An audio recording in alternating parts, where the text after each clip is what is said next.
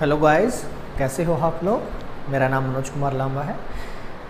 तो गाइस, पिछले वीडियो में मैंने पेपर डिस्कशन किया, कैसे आईएन का पेपर आता है, ठीक है, क्या कोर्स प्लान है अपना, किस तरीके से अपने को पढ़ना है, ठीक है, तो सारी बातें अपने देखा है। उसके बाद में नेक्स्ट वीडियो में मैंने ऑल ओवर राजस्थान के बारे में आपको हल्का सा इंट्रोडक्शन दिया था कि थोड़ा सा आपको बेसिक अंडरस्टैंडिंग हो, राजस्थान के साथ आपकी दोस्ती हो और बी राजस्थानी।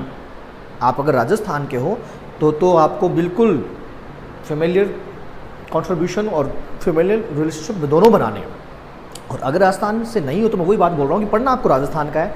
आप चाहे मेरा वीडियो आप कहीं से भी देख रहे होंगे, IIT गुवाहाटी वगैरह, MNIT NIT कहीं से भी, तो अदर स्टेट के जो कैंडिडेट हैं वो एक इंटरेस्ट के रूप में देखना कि क्यों राजस्थान विश्व के सभी देशों को या टूरिस्ट को क्यों अट्रैक्ट करता है, ठीक है ना। कर्नल जेम्स टोड वगैरह, ठीक है ना, तो उन्होंने ये तक कहा है कि राजस्थान के कण कण में थर्वोपल्ली यानी कण कण में वीर, कण कण में युद्ध, जगह जगह पे युद्ध हुए हैं, कण कण में वीरता बसी हुई है, ठीक है ना। तो राजस्थान वीरों की भूमि, इतनी लड़ाइयाँ हुई हैं। राणा सांगा देख लीजिए, महाराणा प्रताप देख लीजिए, जिन्होंने अपने आन बान मिट्टी मातृभूमि के लिए अपने जान न्योछावर कर दी। तो क्या मुझे उस राजस्थान के बारे में जो इतिहास के गौरव का विषय है, क्या मुझे उसके बारे में जानने का हक नहीं है, ठीक है। तो आज अपन हिस्ट्री शुरू करते हैं, ठीक है। तो सबसे पहले तो ये बताइए आप लोग कैसे हो, प्रिपरेशन करना स्टार्ट किया कि नहीं किया, वीडियोस देख रहे हो, ठीक है। मैं फिर बता रहा हूँ गाइज, मैं आराम से बेसिक तरीके से, कोई जल्दबाजी नहीं करूँगा, ठीक है। और आपको जब तक कंटेंट नहीं समझ में आएगा तब तक अपन आगे नहीं बढ़ेंगे। तो पहले वाले वीडियो में अपने लोकेशन वगैरह सेट की, ठीक है ना, आपको मैप वगैरह दिखाया था मैंने, ओके। तो अब देखिए गाइज, इतिहास, व्यक्ति का जो इतिहास, देखो वर्तमान का आधार होता है इतिहास, ठीक है ना। तो राजस्थान का जो वर्तमान स्वरूप है ये बना कैसे, समय काल के हिसाब से यहाँ पे पहले क्या था, किन राजाओं ने शासन किया, किस प्रकार की व्यवस्था थी, कृषि प्रणाली किस प्रकार की थी, राजस्व प्रणाली किस प्रकार की थी, ठीक है ना। और यूँ कहूँ मैं कि अगर सिंधु घाटी सभ्यता की जब बात होएगी तो उसमें कालीबंगा एक जगह है, यानी सिंधु घाटी सभ्यता का स्थल है अपना कालीबंगा, ठीक है। आपका गणेश्वर को तो ताम्र युगीन सभ्यताओं की जननी कहा जाता है, जबकि वो कहाँ है, राजस्थान में। तो देखिए, जब मैं सिंधु घाटी सभ्यता को अगर कनेक्ट करूंगा राजस्थान से तो विभिन्न स्थल निकल के आएंगे। और उन स्थलों में देखिए अपने को करना क्या है,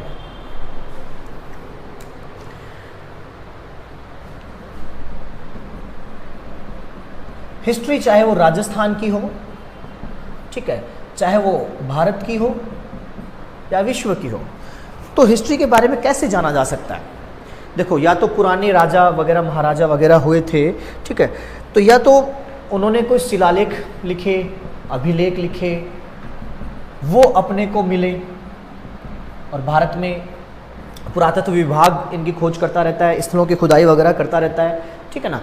तो शिलालेख, मतलब मैं बात कर रहा हूँ कि इतिहास जानने के स्रोत क्या हैं, सोर्सेज अपने को कैसे पता चलेगा, है ना। तो शिलालेख मिला, जैसे कहीं पे अशोक ने कई शिलालेख बनवाए थे, ठीक है ना, अभिलेख, स्कल्पचर, ओके। फिर कई प्रकार के लेख, कोई पुस्तक, ठीक है, प्रशस्ति, प्रशंसा में लिखे हुए लेख को क्या बोलते हैं, प्रशस्ति, ठीक है। सिक्के, सभी राजाओं ने अपने अपने हिसाब से स्पेशल प्रकार के सिक्के ढाले थे, बनवाए थे, ठीक है ना। तो उन सिक्कों के बारे में जहाँ जहाँ वो सिक्के मिलते हैं तो मैं ये कह सकता हूँ कि भाई इस क्षेत्र पे इस शासक का शासन था या इस डायनेस्टी का शासन था। जैसे अभी हाल ही में राजस्थान में एक स्थल है टोंक जिला, अपन ने देखा था ना, जयपुर के बाजू में। तो टोंक को प्राचीन भारत का टाटा नगर कहते हैं। क्या कहते हैं, टाटा नगर, यानी लोहे से बने उपकरण वहाँ पे ज़्यादा मिले हैं, अस्त्र शस्त्र वगैरह, ठीक है, इसलिए उसको क्या बोलते हैं, भारत का प्राचीन भारत का टाटा नगर। और उसका प्राचीन नाम क्या है, रेड, तो रेड नगरी। अच्छा, ये हाल ही में चर्चा में क्यों है? क्योंकि यहाँ पे मौर्य कालीन सिक्के अभी 2-3 महीने पहले उत्खनन कार्य में प्राप्त हुए। तो देखिए टोंक चर्चा में आ गया। अब इतिहास में उसको चाहे रेड वाली बात पूछ सकता है एग्जाम में, ठीक है ना, या ये पूछ सकता है कि हाल ही में टोंक जिले में किस युग के सिक्के या किस काल के सिक्के मिले, तो मौर्य काल आ गया, ठीक है ना। तो इस प्रकार से क्या है कि बात को अपन देखते हैं। तो सिक्कों से भी इतिहास जाना जाता है, ठीक है।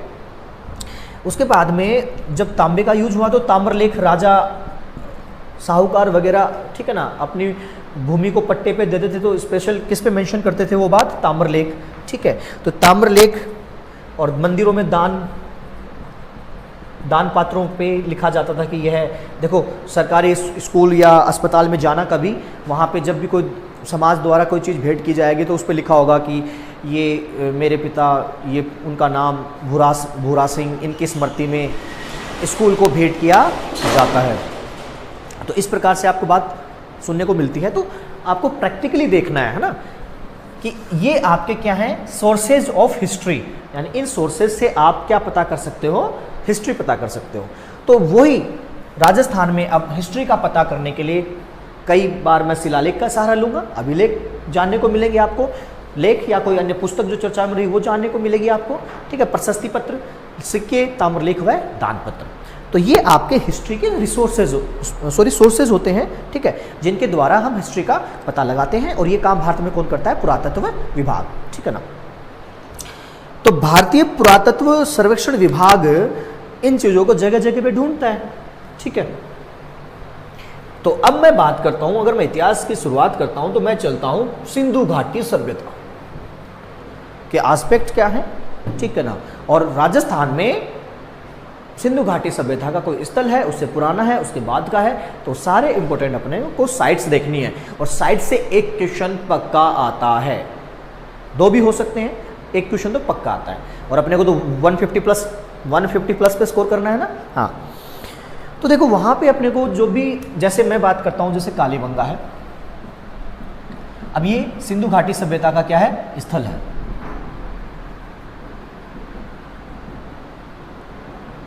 अब जो भी मैं स्थल करवाऊंगा उसमें अपने को 5 बातें ध्यान रखनी है। पहली बात, वह स्थल किस काल का है, समय, ठीक है। वह स्थल किस सभ्यता का भाग है, पाषाणकालीन है, ठीक है ना, या फिर ताम्रकालीन है, लोह युगीन है, ठीक है ना। तीसरा,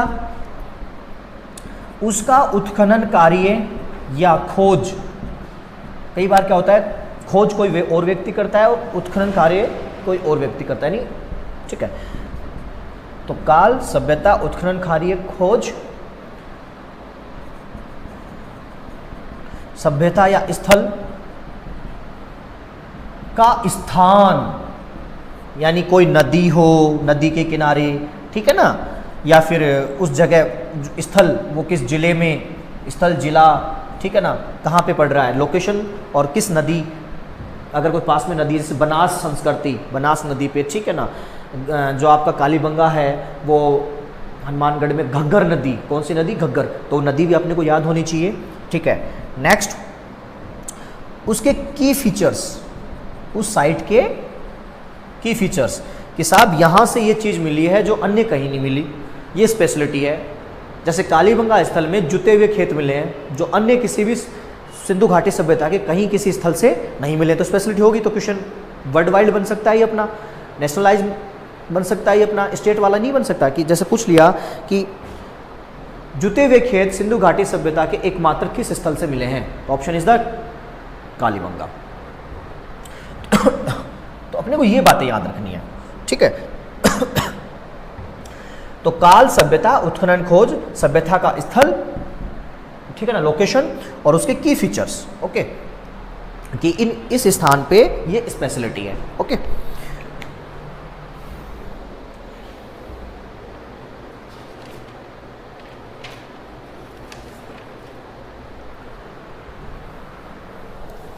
आइए आगे चलते हैं। तो आपको पता चला कि किस प्रकार के सोर्सेस से अपने को इतिहास का यानी हिस्ट्री का नॉलेज होता है, ओके। और ये उत्खनन कार्य कौन करता है? भारतीय सर्वेक्षण विभाग। अब देखिए सिंधु घाटी सभ्यता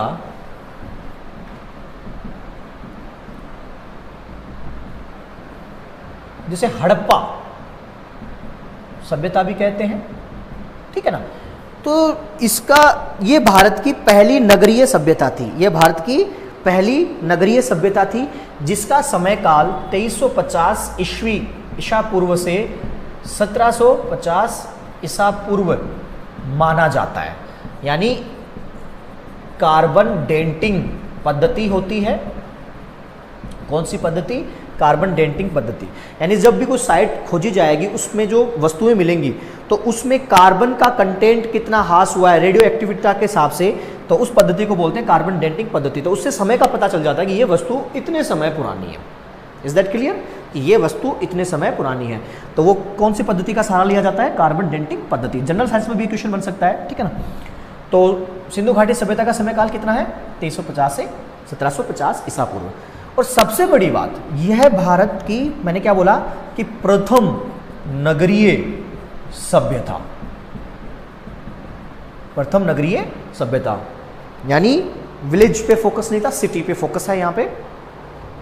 अब मैं यूँ कह सकता हूँ कि वैसे संसार में ईरान जो दजला फरात में मेसोपोटामिया, ठीक है ना, तो वो सभ्यता विश्व की पहली थी, ठीक है, अकॉर्डिंग टू पीरियड, ठीक है ना। और भारत की पहली कौन सी? सिंधु घाटी सभ्यता। अब सिंधु घाटी जो सभ्यता है, उसको जो खोजा, उत्खनन कार्य किया 1921 ईस्वी में दयाराम साहनी, दयाराम साहनी। ओके, अब इसमें क्या था देखिए, दिख रहा है? दो स्थल थे, एक तो था हड़प्पा और एक है मोहनजोदड़ो, पाकिस्तान में है, वर्तमान में पाकिस्तान में है, मोंटगोमरी जिले के पास मोहनजोदड़ो। आपने एक मूवी भी आई है मोहनजोदड़ो, ऋतिक रोशन की, ठीक है ना। और उसमें बिल्कुल, मैंने जब वो देखी थी, मैं ये सोच रहा था कि मैं कुछ कमियां निकालूंगा, लेकिन आशुतोष गवारकर ने बहुत अच्छा डायरेक्ट किया है और लगभग हर एक चीज़ का ध्यान रखा है, ठीक है ना। जैसे मैं अभी आपको बताऊंगा कि इसमें क्या क्या था, तो आप कभी टाइम मिले फुर्सत में तो देखना, आपको खुद पता चलेगा। तो मुख्यतः हड़प्पा और मोहनजोदड़ो दो स्थल थे। अब ये तो वर्तमान में पाकिस्तान में है। अब यानी सिंधु घाटी सभ्यता है, उसका नाम सिंधु क्यों पड़ा? क्योंकि सिंधु नदी बह रही है पाकिस्तान में, ठीक है ना, तो इसलिए इसका नाम क्या पड़ा? सिंधु घाटी सभ्यता। 1921 में दयाराम साहनी ने, ठीक है ना। उसके बाद में ये भारत की क्या थी? प्रथम नगरीय सभ्यता। कार्बन डेटिंग पद्धति के अकॉर्डिंग इसका समय में कितना निर्धारित किया अपन ने? 2350 ईसा पूर्व से 1750 ईसा पूर्व। तो ये नगरीय सभ्यता थी, ठीक है ना। और इस सभ्यता के सबसे ज़्यादा स्थल, यानी मैक्सिमम स्थल कहाँ मिले हैं? गुजरात में, लोथल, ठीक है ना। ओके, और राजस्थान में भी कुछ स्थल मिले हैं। तो मैं अब इसके की फीचर्स देखो। पहली बात तो ये किस प्रकार की है? नगरीय सभ्यता, ठीक है। और ये कांस्य युगीन सभ्यता है, कांस्य युगीन, यानी तांबा से कांसा मिश्रित धातु है। तो कांस्य युगीन सभ्यता, सिंधु घाटी सभ्यता किस प्रकार की सभ्यता है? कांस्य युगीन सभ्यता। ओके, नगरीय सभ्यता है। अब इसमें और क्या क्या होता था?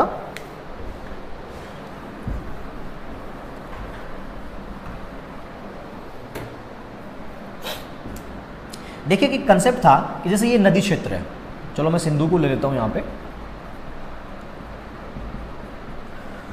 अब नदी के यहां पे कुछ लोग रहते थे, इसे बोलते थे निम्न बस्ती या निम्न किला। अभी बताऊंगा क्यों। और ये थोड़ा इसके ऊपर, ठीक है ना, उच्च किला। ओके, तो यहां पे तो कुलीन वर्ग रहता था, और सिंधु घाटी सभ्यता में कुलीन वर्ग क्या है? व्यापारी वर्ग। क्या है? व्यापारी वर्ग। और यहां पे निम्न लोग रहते थे, ठीक है ना, मजदूर वगैरह। ओके, तो देखो ये बाढ़ का क्षेत्र था और ये इधर ऊपर, तो ये कंसेप्ट था। सिटाडेल भी बोलते हैं इनको। तो निम्न और उच्च स्थल, दो प्रकार से लोकेशन, हमेशा हर एक स्थल में लगभग ऐसी व्यवस्था हुई है।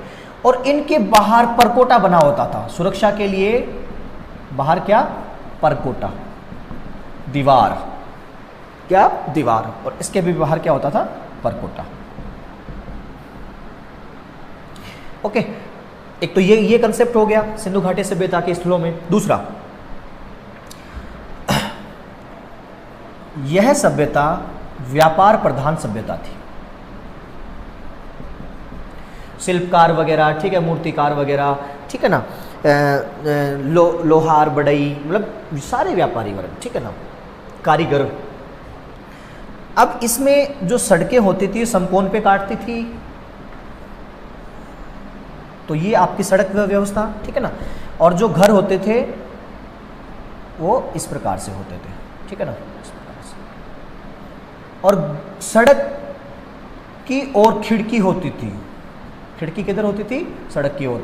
और दरवाजा अपोजिट साइड। वर्तमान में उल्टा होता है ना। तो एक बात ये होगी। दूसरा, सड़क के किनारों पे नीचे नालियां बनी होती थी, पक्की नालियां, ठीक है ना। और वहीं पे डस्टबिन लगते थे। तो देखो कितना, मतलब आज ही नहीं, उस समय भी इस प्रकार की अच्छी नगरीय व्यवस्था थी। नगरीय व्यवस्था में यही तो होता है। ड्रेनेज सिस्टम कैसा होना चाहिए, ठीक है ना, बाढ़ का पानी नीचे से चला जाए, शहर को कोई नुकसान ना हो। तो इस प्रकार का पूरा ड्रेनेज सिस्टम देखो कितना अच्छा था। और सड़कें एकदम समकोण पे काट रही हैं, ठीक है ना, ग्रिड पैटर्न भी बोलते हैं इसको। तो ये व्यवस्था होगी, ये व्यवस्था होगी। फिर अन्न, अकाल के समय या मतलब आपात के समय स्टोरेज, अन्न स्टोरेज का फायदा मिल सके, यानी ग्रेन जो होता था, आपका अनाज होता था, उसको एक जगह स्टोरेज किया जाता था। तो बड़े बड़े अन्नाग्रह, इसको मैं यूं कहता हूं भंडार गृह। ओके, तो ये मिले हैं, ठीक है ना, हर जगह, हर स्थलों पे। फिर शवों को कैसे दफनाया जाता था। कई जगहों पे क्या होता था, गोल खड्डा खोदा और पैर को मोड़ के उसमें उसकी कब्र बना दी जाती थी। और उसके साथ आभूषण वगैरह, खाने पीने की वस्तुएं, ऐसा मानते थे वो लोग, ठीक है ना, वो सब रखते थे, ठीक है। कई जगह उत्तर की तरफ मुंह करके और सीधा लेटा के, जैसे आजकल भी अगर हिंदू रिवाज पद्धति के हिसाब से देखा जाए तो उत्तर की तरफ मुंह करके ही शव को लेटा के जलाया जाता है। तो वो अच्छा। दूसरी बात, वहाँ पे अन्य कोई स्थल है, वहाँ पे क्या है कि प्रिय जो पशु होते हैं उनकी भी कब्रें पास में ही होती थी, ठीक है। तो इस प्रकार से मतलब लोगों का क्या है कि पैटर्न पता चलता है कि किस प्रकार से वो जीते थे, किस प्रकार से वो सिविलाइज्ड थे, ठीक है ना। इसलिए इसका नाम है सिंधु घाटी सभ्यता, सिविलाइजेशन, ओके ना। तो यानी ये जो अपन ने जब वहाँ उन स्थलों को खोदा, टीले थे उनको खोदा, तो लेवल पे, स्तर पे मिलते हैं, ठीक है ना, कि यहाँ ये इस काल का है, ये इस काल का है, ये इस काल का, ये इस काल का है, ठीक है ना। तो फिर जब पूरा वहाँ पे कुछ अच्छा बर्तन वगैरह मिलते हैं, इस प्रकार की वहाँ पे व्यवस्था थी, चूल्हे वगैरह मिलते हैं, किस प्रकार खाना बनाते थे, संयुक्त परिवार था, एकल परिवार था, कमरे मिलते हैं, छोटे कमरे, बड़े कमरे, ठीक है ना। तो ये सब वाला पैटर्न हो गया। उसके बाद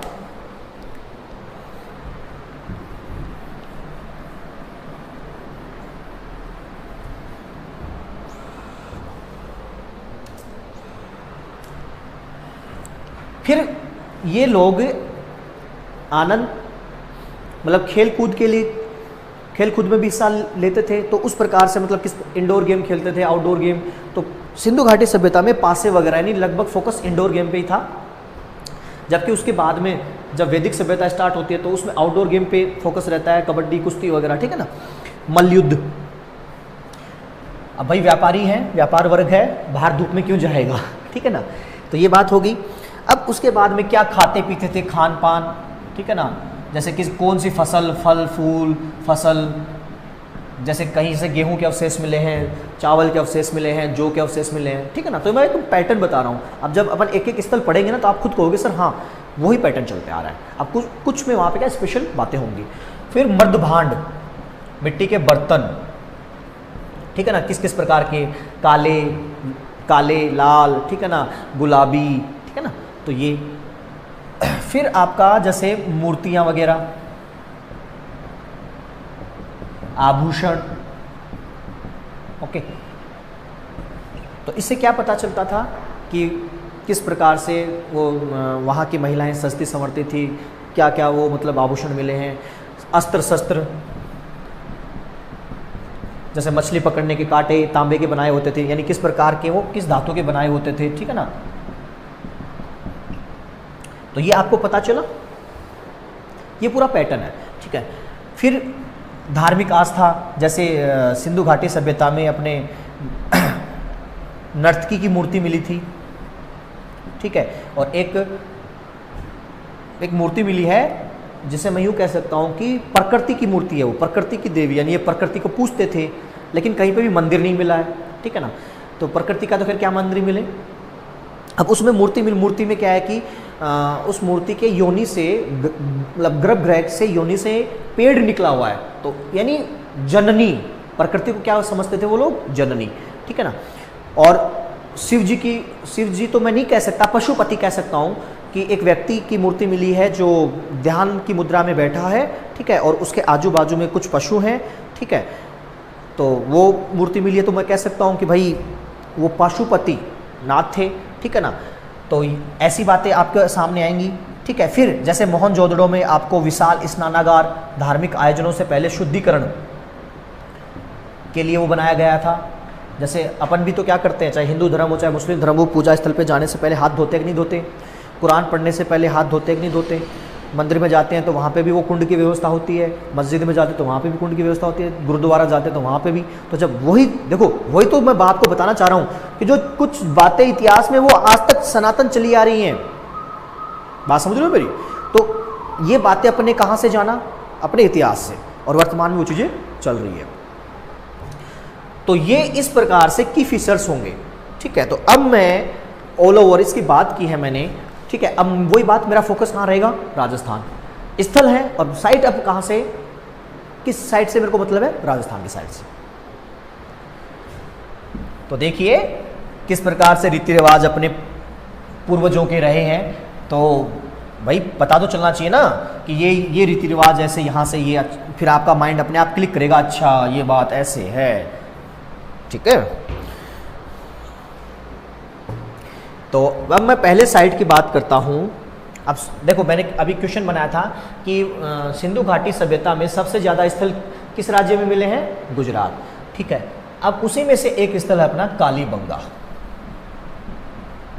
कालीबंगा, तो कालीबंगा की लोकेशन कहाँ है, हनुमानगढ़। बोलो भाई कहाँ है, हनुमानगढ़। और हनुमानगढ़ में नदी है घग्गर नदी, ठीक है। तो इसके किनारे पे है घग्गर नदी, को पुराना नाम यानी सरस्वती नदी धारा ये कहा जाता था, ठीक है। और वर्तमान में उसको क्या कहते हैं, घग्गर नदी। घग्गर नदी से मुझे याद आया, इसको डेड रिवर भी कहते हैं। वो जब मैं अपवाह सिस्टम, राजस्थान का ड्रेनेज सिस्टम बताऊंगा, तब अपन घग्गर नदी को और डिटेल से देखेंगे कि घग्गर नदी के निचले भाग को नाली कहते हैं, ठीक है ना। वो सारी बातें अपन ड्रेनेज सिस्टम में कंप्लीट करेंगे। तो देखिए साहब, अब क्वेश्चन आ गया कि कालीबंगा सिंधु घाटी सभ्यता की साइट कालीबंगा राजस्थान के किस जिले में, हनुमानगढ़, दैट्स इट। कालीबंगा हनुमानगढ़ जिले में स्थित है। यह किस नदी के ऊपर स्थित है, घग्गर नदी। या कालीबंगा सभ्यता का संबंध किस नदी से है, घग्गर नदी। तो क्वेश्चन कैसे बन सकता है, कोई इशू नहीं है। अगर अपने कंटेंट पूरा तरीके से पढ़ लिया तो अपन क्वेश्चन आंसर से तो डरेंगे नहीं, अपन तो चैलेंज करेंगे कि आने दो, बनाओ क्वेश्चन, कितने बनाते हो, ऊपर से बनाओ, नीचे से बनाओ, साइड से बनाओ, दाएं बाएं, कैसे भी बनाओ क्वेश्चन अपन कर लेंगे। तो ये बात है। तो कालीबंगा, हनुमानगढ़, घग्गर नदी, ठीक है। उसके बाद में देखिए, सबसे पहले इसका ज्ञान यानी सबसे पहले पता किसको चला, कालीबंगा वाले स्थल के बारे में टेसी तोरी, भाषाविद था ये, अंग्रेज था, टेसी तोरी, ठीक है ना। तो इसको सबसे पहले यहाँ का नॉलेज हुआ। उसके बाद में 1952 में अमलानंद घोष 1952 में अमलानंद घोष ने इस जगह को, टेसीटोरी को, तो ये पता चला कि ये कोई पुरानी साइट है, ठीक है ना। जबकि 1952 में अमलानंद घोष ने मोहर लगा दी कि साहब ये जो कालीबंगा स्थल है, ये सिंधु घाटी सभ्यता का स्थल है। तो अमलानंद घोष ने इस स्थल को सिंधु घाटी सभ्यता के स्थल के रूप में सर्वप्रथम स्वीकार किया। ये बात समझ में आई? ज्ञान सबसे पहले किसको हुआ? टेसिटोरी को। ये स्थल सिंधु घाटी सभ्यता से है, ये मोहर किसने लगाई? अमलानंद घोष ने। ये बात समझ में आई? उसके बाद में देखो खोज हो गया, पता चल गया। फिर जो उत्खनन कार्य किसके निर्देशन में होता है? तो उत्खनन कार्य, यहां पे दो आर्कियोलॉजिस्ट हैं, बीबी लाल तथा बीके थापर।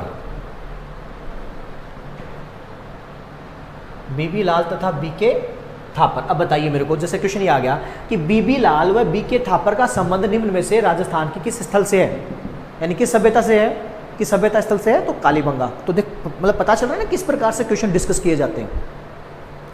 उसके बाद में मैंने अभी आपको बताया कि यह जो आपकी सिंधु घाटी सभ्यता का जो स्थल है वो कहाँ पे है? उसका मतलब घग्गर नदी के किनारे पे है, और उसका प्राचीन नाम, घग्गर नदी का प्राचीन नाम क्या था? सरस्वती। ठीक है ना, उसको कहते थे सरस्वती के एक धारा के रूप में उसको जाना जाता था। अब मैं बात करूं कि एक बार इसकी मैं लोकेशन बनाता हूं, जैसे ये घग्गर नदी, ओके, तो वही बात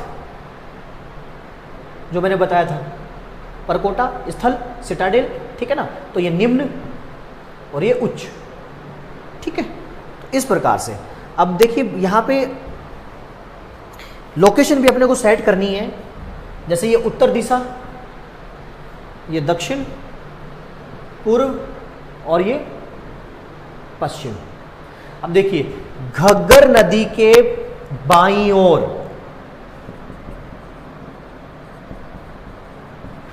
घग्गर नदी के बाईं ओर, घग्गर नदी के बाईं ओर सिंधु घाटी सभ्यता का कौन सा स्थल है? कालीबंगा। ये देखिए सामने अपने आप को सामने रखिए और अपने दाएं हाथ पे, ठीक है ना। और किस स्थिति में देखो, अब जो उच्च है वो पश्चिम की ओर है ना, जो उच्च सिटाडेल है वो पश्चिम की ओर है कि नहीं है? तो इसमें पश्चिम की ओर उच्च सिटाडेल था अपना, ठीक है। तो इस प्रकार से आपकी क्या है? सिंधु घाटी सभ्यता का स्थल आपका ये कालीबंगा। तो इसको देखिए सबसे पहले समझा किसने? टेरिस्टोरी ने। सिंधु घाटी सभ्यता के स्थल के रूप में जाना किसको? जाना किसने? अमलानंद घोष ने। और उत्खनन कार्य किसने किया? बीबी लाल और बीके थापर ने। और उसके बाद में ये आपकी लोकेशन हो गई, ओके। अब इसके की फीचर्स देखते हैं कि क्या क्या मिला है यहां से।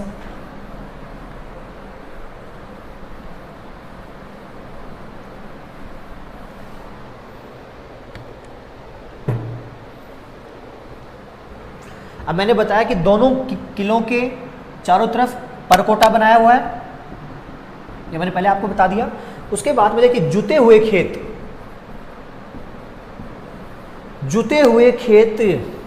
यानी विश्व में सबसे, मतलब विश्व में और कहीं जुते हुए खेत नहीं मिले हैं। तो विश्व सभ्यताओं में, या मैं यूँ कहूँगी भारत की सभ्यताओं में,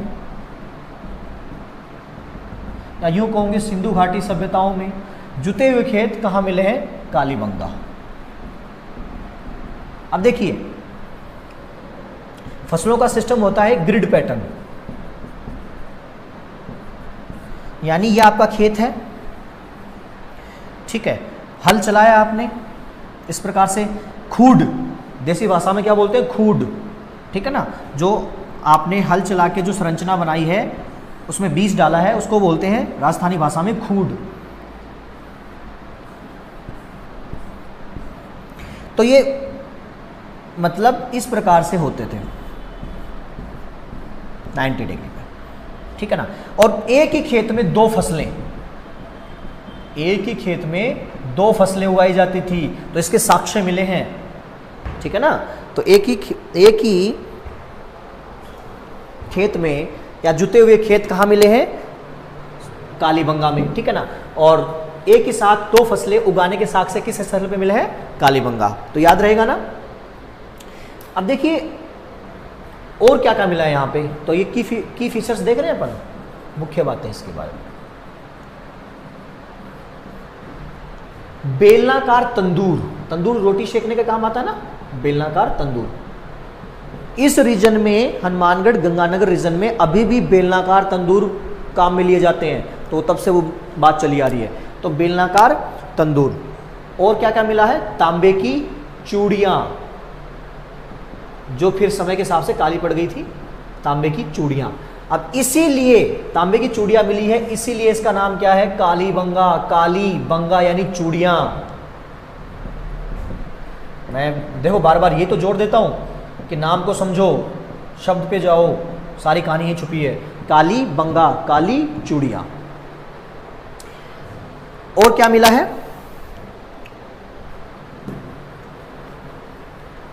तो देखिए कालीबंगा यानी काली चूड़ियां तांबे की, ठीक है ना, जुते हुए खेत, ओके, और अपना बेलनाकार तंदूर, ये सारी बातें, सारे की फीचर्स किसके हैं?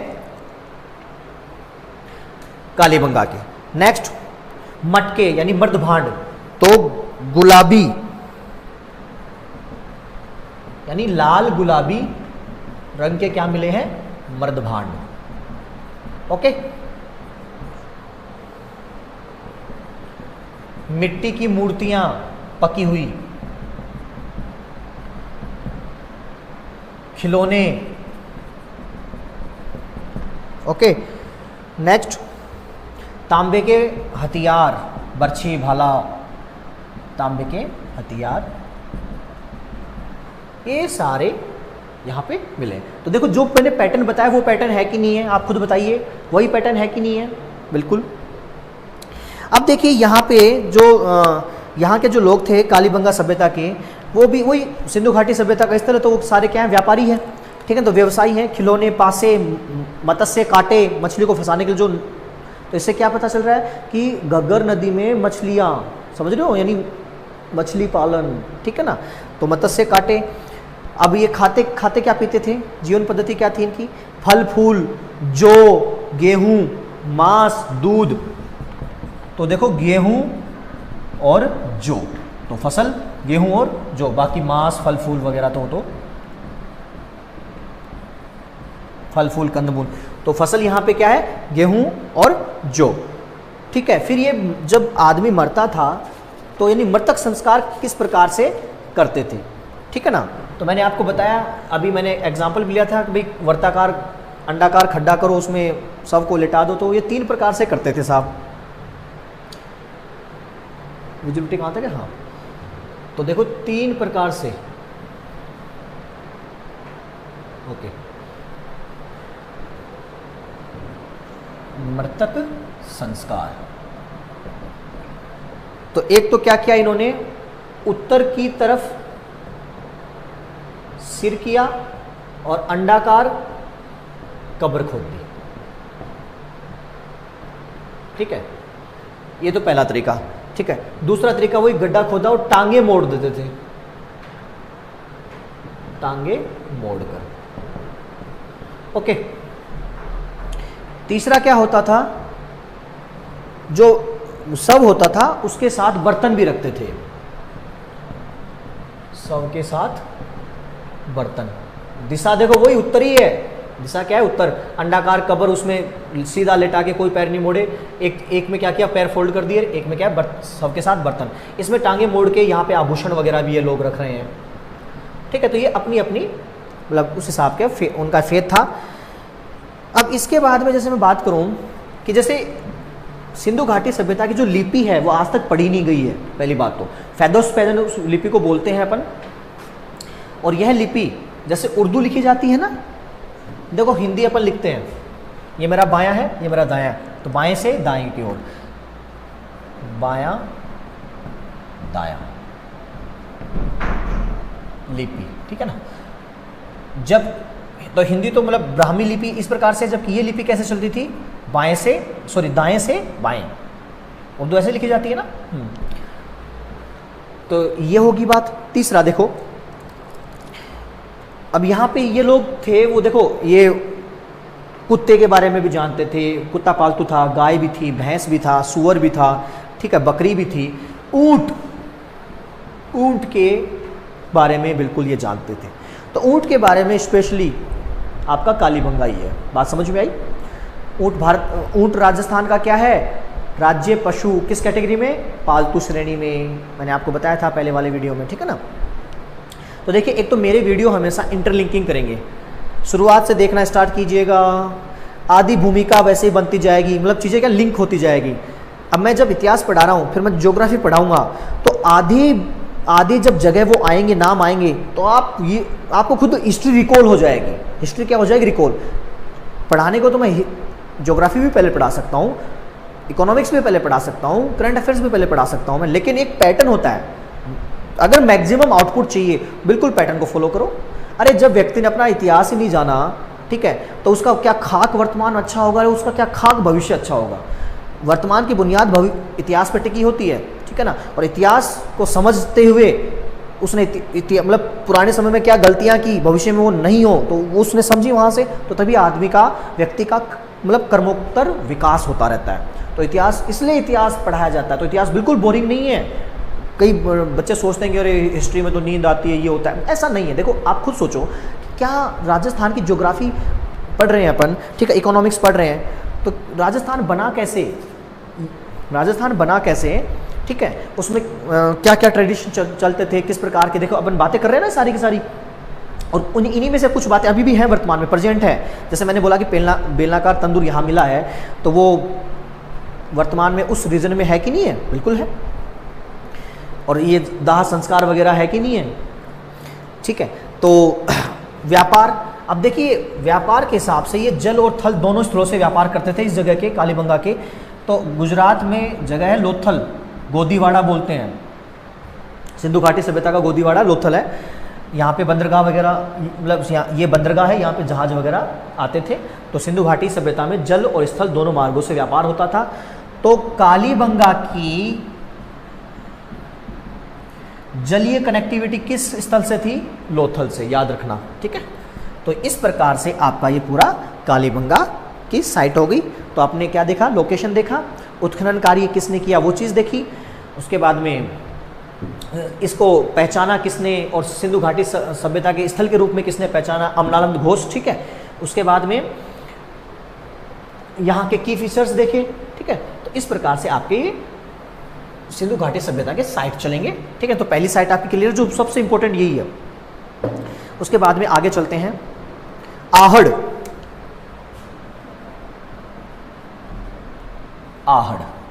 आहड़ है उदयपुर, जिला दर्शन मैंने आपको करवाया ही था,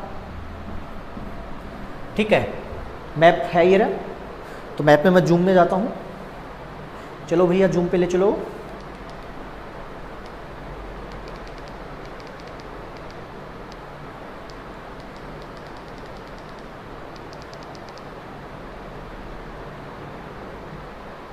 ये देखिए, तो ये है आपका हनुमानगढ़। यहाँ पे तो क्या है? आपकी कालीबंगा, और एक जगह और है पीलीबंगा, रंग महल, यहाँ पे भी छोटी छोटी साइट्स हैं, ठीक है ना। तो हनुमानगढ़ हो गया अपना, कालीबंगा हो गया। फिर मैं आ रहा हूँ उदयपुर, तो उदयपुर नीचे है,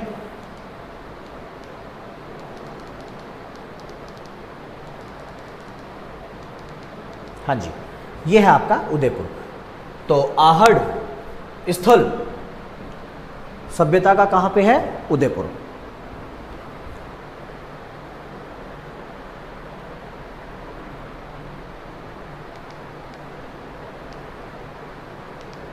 ओके, तो देखिए सबसे पहली बात, आहड़ को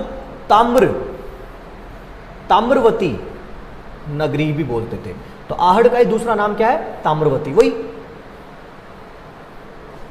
तांबा, ठीक है ना। तांबा यहाँ पे आसपास में पाया जाता था, और तांबे के यहाँ पे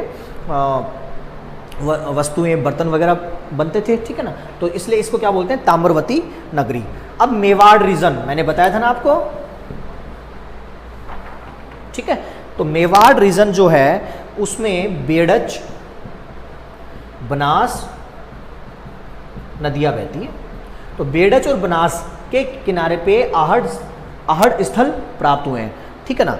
तो उसमें यहाँ पे जो आपका आहड़ है, स्थानीय भाषा में उसको बोलते हैं धूलकोट। एक रेत का टीला है, तो स्थानीय भाषा में उसको क्या बोलते हैं? धूलकोट। तो आहड़ का स्थानीय नाम क्या है? तो आंसर क्या आएगा अपना? धूलकोट। ओके, अब देखिए ये बातें ठीक है, पॉपुलर बात थी। अब इसका जो उत्खनन कार्य किया वो किया था आरसी अग्रवाल साहब, ठीक है। फिर है अपना वीएन मिश्र और एचडी सांकलिया साहब, बहुत इंपॉर्टेंट है। ये सारे के सारे आर्कियोलॉजिस्ट हैं राजस्थान के। तो जो एचडी सांकलिया, इन तीनों ने किया था, ठीक है ना, कार्य। तो एचडी सांकलिया ने आहड़ सभ्यता को क्या बोला है? बनास संस्कृति। क्या बोला है? बनास संस्कृति। तो क्वेश्चन आ गया कि आहड़ सभ्यता को बनास संस्कृति किस व्यक्ति ने कहा है, किस आर्कियोलॉजिस्ट ने कहा है? तो किसने कहा है? एचडी सांकलिया। अब वही देखो, यह स्थल कालीबंगा से जस्ट उलट है। कालीबंगा से क्या? जस्ट उलट, यानी कालीबंगा में नगरी है, वही सिंधु घाटी स्थल था। और यहाँ पे किस प्रकार की सभ्यता है, यानी यहाँ पे किस प्रकार की संस्कृति है? ग्रामीण संस्कृति। किस प्रकार की? ग्रामीण संस्कृति, ठीक है। तो ये बात आपको पता चली। अब यहाँ पे जो, अब देखो, अब इसके की फीचर्स देख लेते हैं।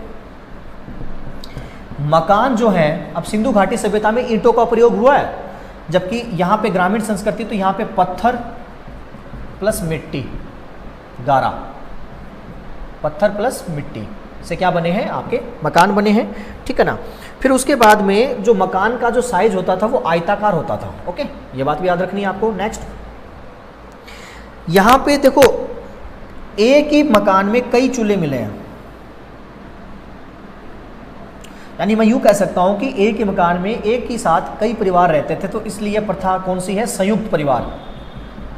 संयुक्त परिवार, संयुक्त परिवार के लिए कौन सा स्थल फेमस है, प्रसिद्ध है? तो क्या आएगा आंसर? आहड़, ठीक है। आजकल तो देखो सिंगल फैमिलीज रहती हैं, बाकी जैसे मैं मेरी फैमिली की बात करूं तो मेरी फैमिली आज भी कंबाइंड रहती है। ये अलग बात है कि जैसे अंकल वगैरह हैं, वो कोई कहीं है, कोई जॉब के हिसाब से कोई कहीं है, ठीक है ना। लेकिन जब भी मिलते हैं एक जगह खाना बनता है, ठीक है ना, सारे के सारे। और बड़ा मज़ा आता है संयुक्त परिवार में। 50 से 60 लोग एक साथ बैठे उठे, ठीक है ना, एक गांव सा बस जाता है। आजकल के लोग तो सिटीज़ में, ठीक है ना, बाकी ग्रास रूट अपना देखो गाँव से ही है। महात्मा गांधी ने भी कहा था कि भारत की आत्मा गाँव में ही बसती है, ठीक है ना। तो गाँव को भी समझना चाहिए। और देखो अपन बार बार पढ़ रहे हैं कि सिंधु घाटी सभ्यता नगरीय थी, लेकिन एक बात बताइए, कोई भी सब नगर बगैर गांव के हो सकता है क्या? यानी गांव के लोग या अन्य जगहों के लोग वहां पे अनाज वगैरह ये लेके जाते थे, वो उस परकोटे में थोड़ी ना अनाज उगाएगा, तो व्यापार होता था। तो आधार ग्रामीण संस्कृति होती है। नगरीय सभ्यता या नगरीय संस्कृति जो होती है उसका आधार क्या होती है? ग्रामीण संस्कृति, ग्रामीण सभ्यता ही होती है। ये बात याद रखिएगा। तो इसमें देखिए आपका मकान, अच्छा, फिर मुख्य जो व्यवसाय यहाँ पे था वो तांबा गलाने का, तांबे को गलाना। तो कई भट्टियाँ मिली हैं यहाँ पे तांबे गलाने की, और साथ ही आजू बाजू के क्षेत्र में तांबे की खाने भी हैं, तांबे की खाने भी मिली, अवशेष मिले मतलब उनके, ठीक है। फिर मैं यूँ कह सकता हूँ कि यहाँ पे गेहूँ साग से मिले, उस हिसाब से वैसे मैं नहीं कह सकता। गेहूँ, ठीक है, आपका ज्वार और चावल बहुत इंपॉर्टेंट है यहाँ पे। तो चावल स्पेशली यहीं आहड़ में, बाकी अन्य जगह पे नहीं है, ठीक है ना। तो चावल स्पेशली राजस्थान में किस सभ्यता से संबंध है? चावल का? आहड़। तो याद रखना, ये टारगेट किया ना मैंने यहाँ पे चावल को। और सबसे ज्यादा व्यवसाय ताम्र धातु कर्मी है, ठीक है ना। और जो मर्दभांड मिले हैं वो काले एवं लाल मर्दभांड, काले एवं लाल मर्दभांड मिट्टी के बर्तन, है ना। तो ये स्पेशलिटी होगी इसकी, ठीक है। और बाकी सब संस्कार लगभग वैसा ही था, ठीक है। और पशुओं की मूर्तियाँ वगैरह, मिट्टी के खिलौने वगैरह वो भी मिले हैं, ठीक है। और तांबे के आभूषण, तांबे के अस्त्र शस्त्र, वो बात भी मिली है।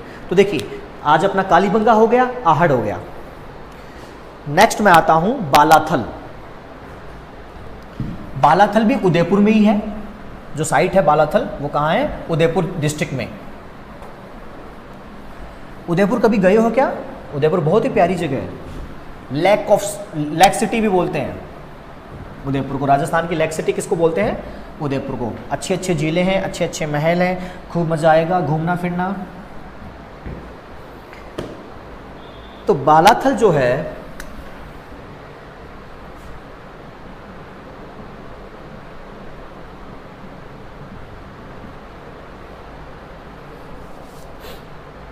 कहां पे है? उदयपुर। अब देखिए यह किस प्रकार की सभ्यता है? ताम्र पाषाणिक, यानी तांबे के साथ साथ पत्थर के कुछ हथियार वगैरह भी मिले हैं, तो दोनों का कंबाइन में मामला चल रहा है, ठीक है ना। ताम्र पाषाणिक। फिर मैं बात करूं कि इसकी जो खोज, ठीक है ना, खोज और उत्खनन कार्य किसने किया? V.N. मिश्र। V.N. मिश्र।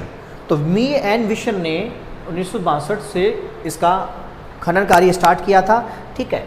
और की फीचर्स इसके क्या हैं?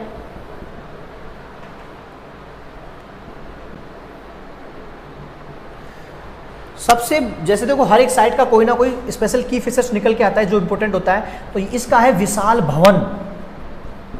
विशाल भवन जिसमें कितने कमरे? 11 के लगभग कमरे। तो विशाल भवन निम्न में से किस सभ्यता? तो क्या आएगा अपना? 11 कमरे। और वस्त्र का टुकड़ा, ठीक है। तो ये तो देखो विशाल भवन तो बिल्कुल इंपॉर्टेंट है ही है। और यहां पे लोहा गलाने की भट्टी के अवशेष भी मिले हैं। ताम्र पाषाणिक है लेकिन फिर भी इस साइड से लोहा गलाने की भट्टी यानी बाद की, सबसे पहले तांबा, कांसा, कांसे के बाद में तीसरी धातु जो उपयोग होती है लोहा। लोहकालीन सभ्यता जब स्टार्ट होती है, देखो इसको प्रथम नगरीय क्रांति बोलते हैं और सेकंड बोलते हैं लोह। जब लोहा यूज होता है तो उस समय अस्त्र शस्त्र लोहे के बनने स्टार्ट हो जाते हैं, और द्वितीय नगरीय क्रांति उस समय बोलते हैं। तो ये अपना यहाँ पे अवशेष हो गए। और यह भी आहड़ के पास का स्थल है और वो उसके बाद की है, ये आहड़ के बाद की। तो ये बात आपको याद रहेगी। तो बालाथल कहाँ है? उदयपुर। ताम्रपाषाणिक सभ्यता है और इसका उत्खनन कार्य या खोज किसने की? V.N. मिश्र ने। की फीचर सबसे इंपॉर्टेंट इसमें क्या है? विशाल भवन जिसमें कितने कमरे हैं? 11। बात समझ में आई?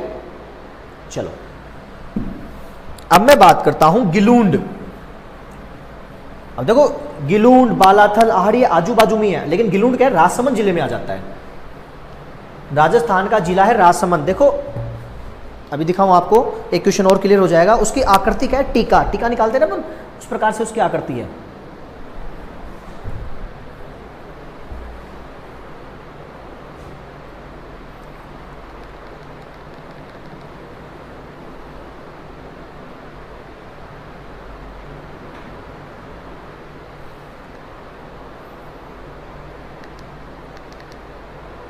ये देखो, ये पीले कलर का टीका दिख रहा है क्या आपको? ये देखो टीका ऐसे निकालते ना अपन, दिखा? देखो ये है आपका राजसमंद।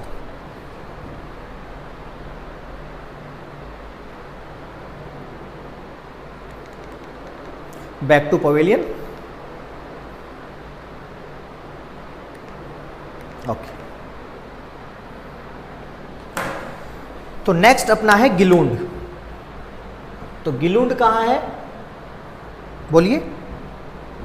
तो गिलूंड है अपना राजसमंद डिस्ट्रिक्ट में। ओके, तो राजसमंद डिस्ट्रिक्ट में गिलूंड है और यहां पे नदी बहती है कौन सी? बनास। तो बनास नदी के तट पे क्या है? गिलूंड है। ओके, और बनास, बैसे बनास और बैसे बीबीलाल। ठीक है ना। तो इसका उत्खनन कार्य किसने किया?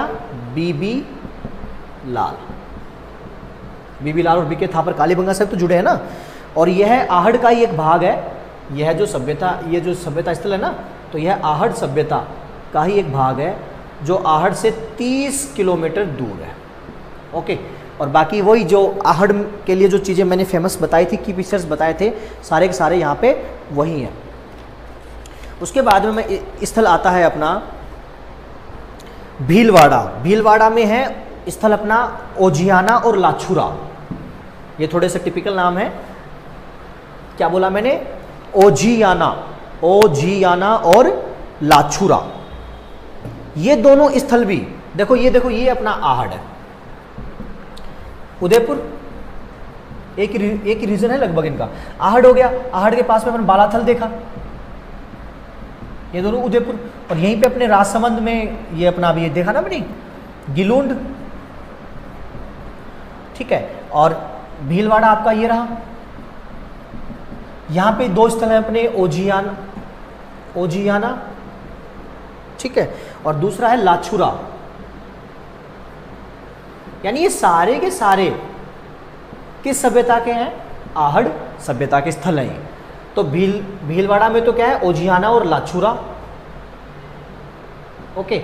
और उदयपुर में आहड़ और बालाथल, और गिलुंड का है राजसमंद, जो टिके की आकृति का मैंने जिला बताया। ओके। तो ये पूरा रीजन हो गया आहड़ सभ्यता का। तो भीलवाड़ा का जो अपना ओजियाना लाछुरा है, आपको उसका ये याद रखना है कि सिर्फ अब की फीचर्स तो सारे हो के वो होंगे। B.R. मीणा, B.R. मीणा, तो मीणा साहब ने, B.R. मीणा है, इन्होंने ये दोनों स्थलों को खोजा है और उत्खनन कार्य किया है, ठीक है। और यहाँ पे गाय की लघु मूर्ति मिली है, वो बड़ा फेमस है। इन दोनों स्थलों पे बीच के रीजन में क्या मिली है? एक गाय की लघु मूर्ति।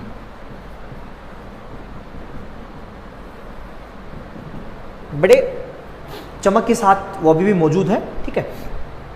तो ये है। तो आहड़ सभ्यता यानी कालीबंगा के हिसाब से अपने उदयपुर वाले रीजन में जो भी आपकी सभ्यताएं थी, मेवाड़ रीजन में, वो अपने देखी, वो सारे साइट्स देखे। उसके बाद में मैं आता हूं, पानी पीते हैं, प्यास लग रही है।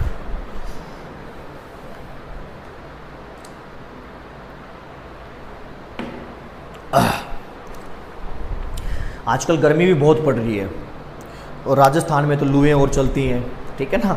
तो लू से बचने के लिए कैरी की छाछ, ठीक है ना, और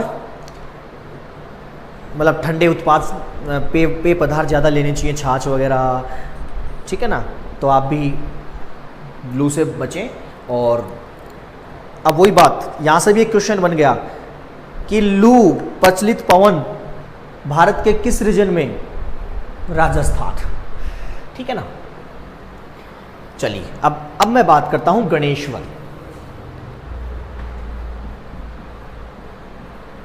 गणेश्वर सभ्यता, देखिए बड़ा ही इंटरेस्ट है, बड़ा ही इंटरेस्टिंग फैक्ट है इसके बारे में कि गणेश्वर सभ्यता ताम्रयुगीन सभ्यताओं में सबसे पुरानी है। यानी यूँ कहूँ कि सभी जो ताम्र सभ्यताएं थी उनमें जो तांबे की सप्लाई होती थी वो यहीं से होती थी। यहाँ पे आपको याद हो कॉपर माइंस, खेतड़ी सिंघाड़ा क्षेत्र बड़ा फेमस है। तो जो खेतड़ी सिंघाड़ा क्षेत्र वहाँ पे तांबा निकलता है, ठीक है ना, अमेरिका के सहयोग से। वर्तमान में अभी शायद उत्खनन कार्य थोड़े दिन के लिए रोका है, देखो आगे का कैसे क्या होता है। तो गणेश्वर, अब अच्छा मैंने खेतड़ी सिंघाड़ा इस रीजन की बात की, तो वहीं खेतड़ी सिंघाड़ा तो झुंझुनू में आ जाते हैं। और सीकर में है एक जगह नीम का थाना। तो सबसे पहले क्वेश्चन यही हो गया कि इस गणेश्वर सभ्यता किस जिले में है? सीकर। सीकर में तहसील है नीम का थाना, नीम का थाना, ठीक है। तो नीम का थाना में मैंने कांतली नदी के बारे में आपको बताया था जब मैं तोरावाटी बता रहा था। तो ये साहब देखो, ये इस प्रकार से सीकर है ना मैप में, और उसकी गोद में कौन बैठा है? झुंझुनू। और यहां पे फिर आगे क्या है? चूरू। तो सीकर की खंडेला की पहाड़ियों से आपकी कांतली नदी निकलती है, ठीक है। तो कांतली नदी जब सीकर में निकलती है खंडेला की पहाड़ियों से, जो फिर नीम का थाना वाले रीजन में वो जाती है, ठीक है ना।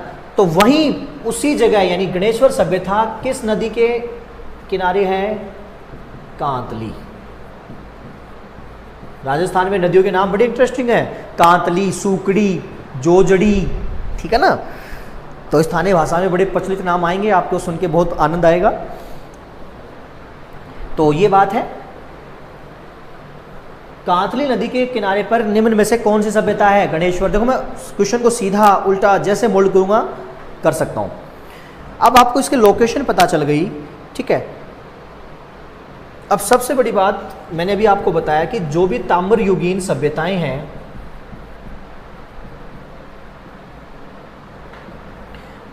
उनमें जो गणेश्वर सभ्यता है वो सबसे पुरानी है, सबसे पुरानी, इसलिए इसे ताम्र युगीन सभ्यताओं की जननी कहा जाता है, ठीक है ना।